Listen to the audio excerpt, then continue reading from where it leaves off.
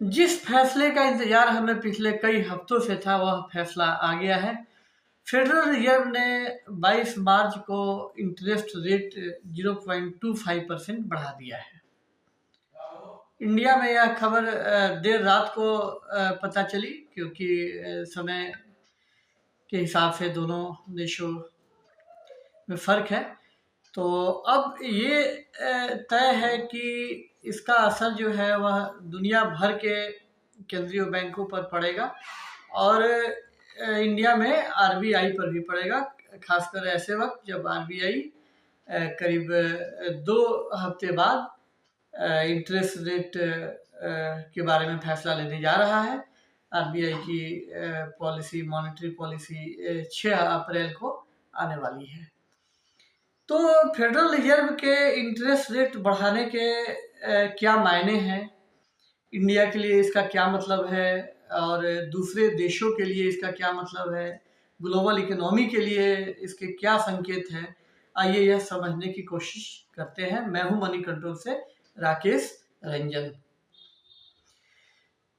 Federal reserve ने interest rate 0.25% बढ़ाया है, जिसकी उम्मीद हम पहले से कर रहे थे। लेकिन जिस तरह से अमेरिका में बैंकिंग क्राइसिस शुरू हुई है, 10 मार्च को सिलिकॉन वैली बैंक के डूबने की खबर आई और उसके बाद से पूरे बैंकिंग सेक्टर में कोहराम मचा हुआ है। तो इससे इसके इस वजह से हम यह लग रहा था कि फेडरल रिजर्व कहीं इंटरेस्ट रेट बढ़ाने का फैसला नहीं करे, क्योंकि सिलिकॉन वैली के डूबने में अमेरिका में लगातार बढ़ते इंटरेस्ट रेट का बड़ा हाथ है। लेकिन फेडरल रिजर्व के इंटरेस्ट रेट बढ़ाने से यह बिल्कुल साफ हो गया है कि फेडरल रिजर्व जो है इन्फ्लेशन को लेकर अपने रुख में, अपने स्टैंड में किसी तरह का बदलाव करने के मूड में नहीं है। हालांकि उसने यह जरूर कहा है, 22 मार्च को जो फेडरल रिजर्व का फैसला आया है उसमें उसने यह संकेत जरूर दिया है कि अमेरिका में इंटरेस्ट रेट हाइक जो है वह अपने साइकिल के आखिरी पड़ाव पे है। यानी कि यह तय है कि आने वाले समय में इंटरेस्ट रेट में हमें ज़्यादा बढ़ोतरी देखने को नहीं मिलेगी। अब फेडरल के इस फैसले के बाद आरबीआई का भी 6 अप्रैल को इंटरेस्ट रेट बढ़ाना करीब करीब तय है।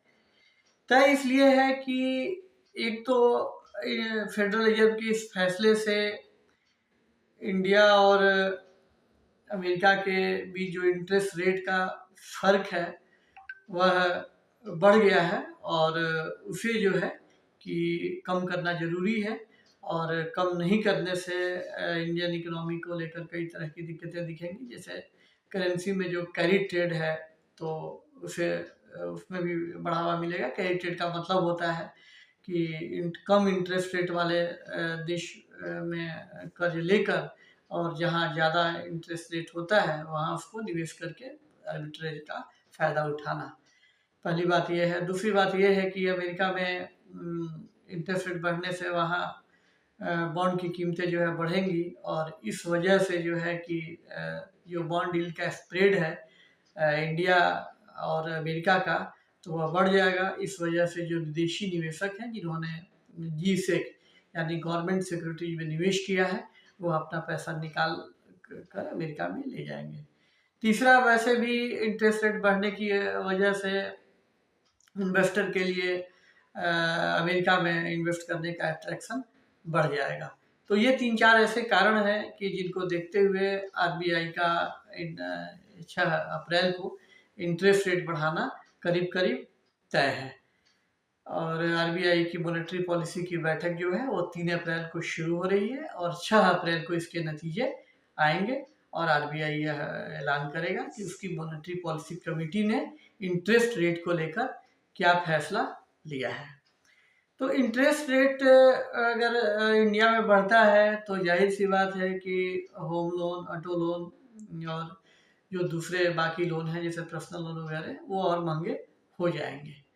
अब जिस तरह से फेडरल ने यह स्पष्ट किया है कि अमेरिका में इंटरेस्ट रेट हाइक जो है अपने आखिरी चरण में है, तो अब मार्केट को ये इंतजार इस बात का है कि आरबीआई जो है कि इस बारे में अपने फ्यूचर प्लान के बारे में वह किस तरह का बयान देता है। तो इसके लिए हमें 6 अप्रैल तक का इंतज़ार करना पड़ेगा और इसके बाद ही यह पता लगेगा कि आरबीआई के मन में क्या चल रहा है, वह इंडियन इकोनॉमी को लेकर किस तरह का वो आउटलुक देख रहा है।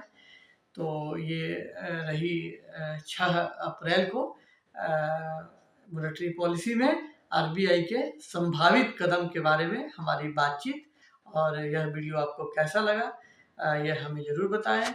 अगर यह वीडियो आपको अच्छा लगा तो इसे लाइक करें और हमारे YouTube चैनल को आपने सब्सक्राइब नहीं किया है तो इसे सब्सक्राइब कर दें। बहुत जल्द हम आप से नई वीडियो के साथ मिलेंगे। तब तक के लिए नमस्कार।